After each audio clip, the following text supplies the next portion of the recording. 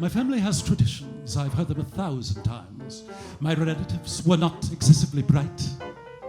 They loved to go off on missions to rather peculiar climes and lead the wretched heathen to the light. Now, a few of them got beaten up in course of these rampages. My great-aunt Maud got eaten up while singing Rock of Ages. These family expeditions admittedly are a bore, but there is just one uncle that I positively adore. Poor Uncle Harry wanted to be a missionary, so he took a ship and sailed away. This visionary, hotly pursued by dear Aunt Mary, found a South Sea isle on which to stay. Now the natives greeted him kindly, invited them to dine on yams and clams and human hams and vintage coconut wine, the taste of which was filthy, but the after effects divine. Poor Uncle Harry got a bit gay and longed to tarry. This Aunt Mary couldn't quite allow.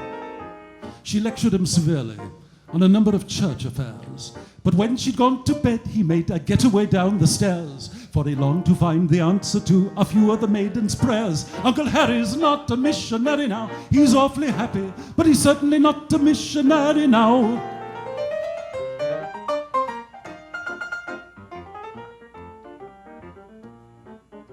Now, Uncle was just a seeker, a dreamer, sincerely blessed of this. There couldn't be a shadow of doubt. The fact that his flesh was weaker than even Aunt Mary guessed took even her some time to figure out. Now, in all these languid latitudes, the atmosphere's exotic. To take up moral attitudes would be too idiotic. Though nobody could be meeker than Uncle had been before, I bet today he's giving way at practically every pore.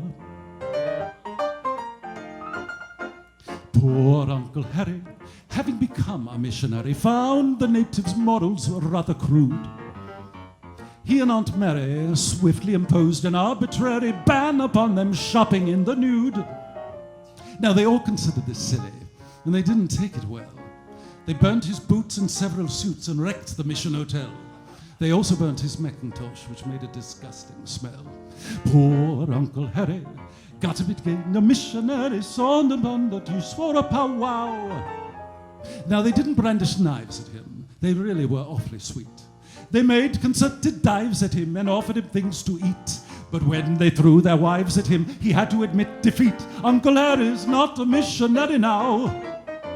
Poor dear Aunt Mary, though it was a revolutionary thought, her time had come to take a bow. Poor Uncle Harry looked at her, in whom he had placed his trust.